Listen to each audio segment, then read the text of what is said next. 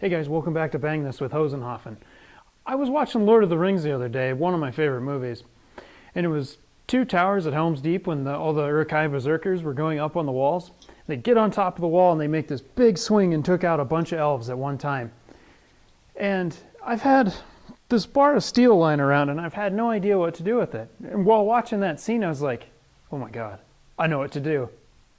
Nice 5-foot long piece of steel, and I'm going to kind of show you how to build an Uruk-hai sword, the berserker style. Things you'll need for this little project: a tape measure, a Sharpie, a hacksaw,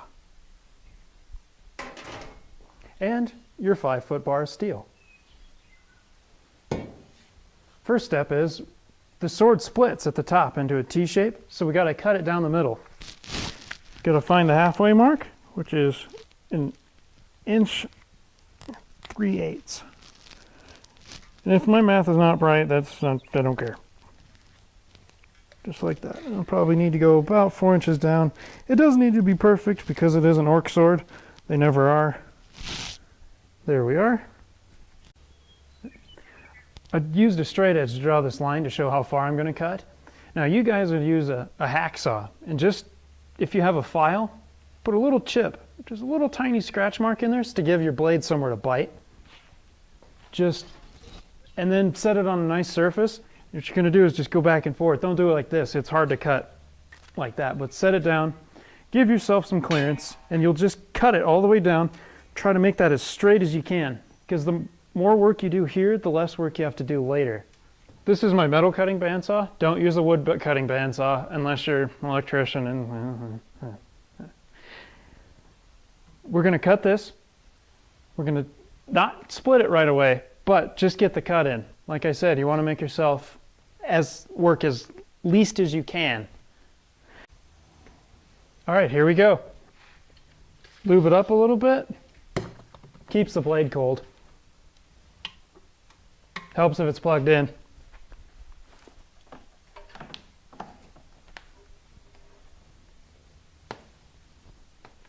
There we go.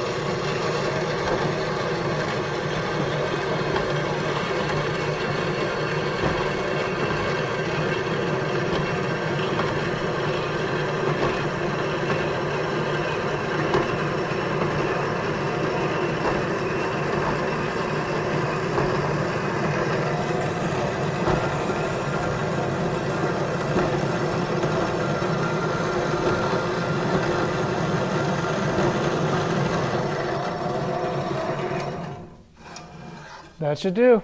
Okay, we're going to measure the handle now. My friends over at Isengard said that the handle is 18 inches long.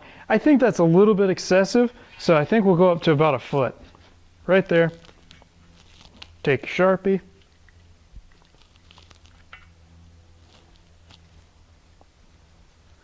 Mark it there. And mark it there. Now I use a square to make sure it's even. But then the next part is you're going to measure. You're going to make your hand into a circle. I know it's a little suggestive, but then you measure the opening. So that's about, I'd say about 1.5 inches. So from here, you measure in, you take off, you find your medium, and then you go off half of 1/2 inch. Is 3/4 of an inch. So 3/4 of an inch off the center line, all the way down up to your 1 foot mark. All right, this next part you can glaze over a little bit, but it's got some math.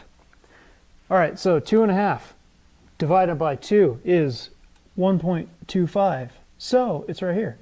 That's very Shatner-esque of me. Then from there, you go 3/4 of an inch out to mark the handle.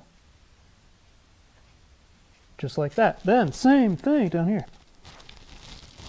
That was 1.25 inches, 2 inches. And even then, that looks a little bit fat. So I'm going to come in 1/4 inch. That looks a little bit like a better handle, doesn't it? Come in 1/4 inch. Draw these out, just eyeball it. Like I said, it's an orc sword, nobody will notice. Look, Jim, there it is. All right, so from these two lines, we're going to use a straight edge. Just like that, and just like that. Can you see that okay? Cool. We'll cut that off too, make it square. All right, on goes the bandsaw.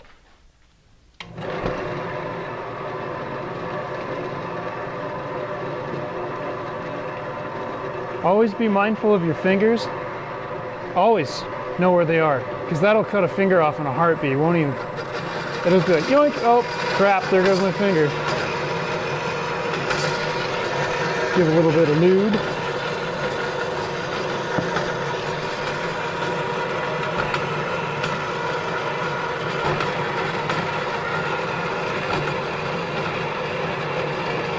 I'll do one side on camera, and then the other side I'll shut it off, because it's symmetrical. You don't need to see both sides. And it'll take some time on the video.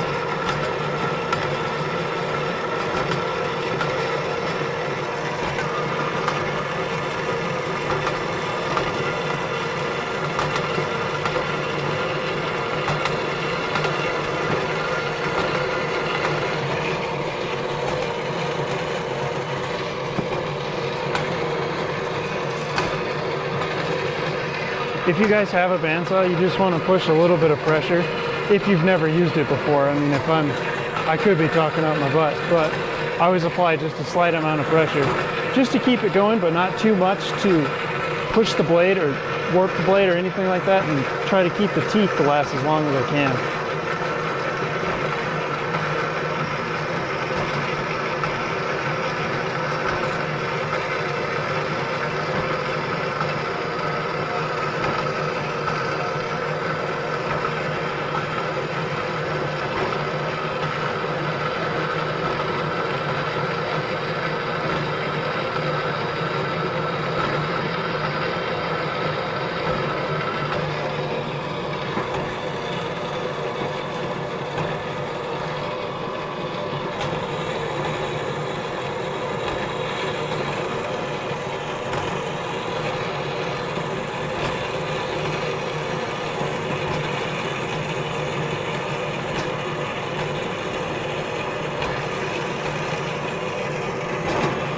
Trying to keep it in a straight line. I'll show you how, guys, to fix, excuse me, I think faster than I can talk, but I'll show you guys how to keep that in a straight line, and if you go out of straight, I'll show you how to fix it with nothing more than a file and an angle grinder if you have one.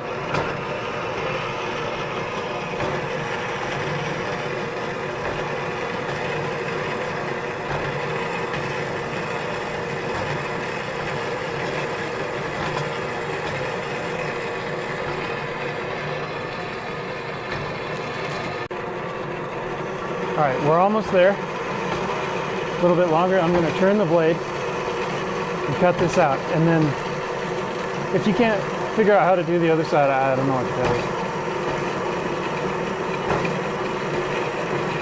Almost there. Almost. Almost. Oh God, I can barely take it. Oh, Jesus. So close. Okay, we're good. All right, we're gonna cut this slot off.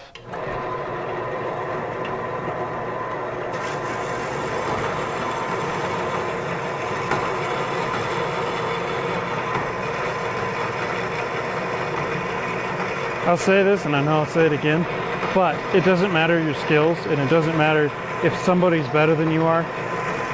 Who cares? Just have a good time doing it. Just take your time, watch, be safe, experiment, and for as long as I've been doing this, there hasn't been a time in the shop / garage that has gone by where I have not learned something.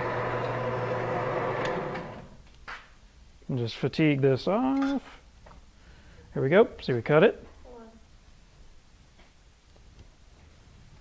Just snapped right off.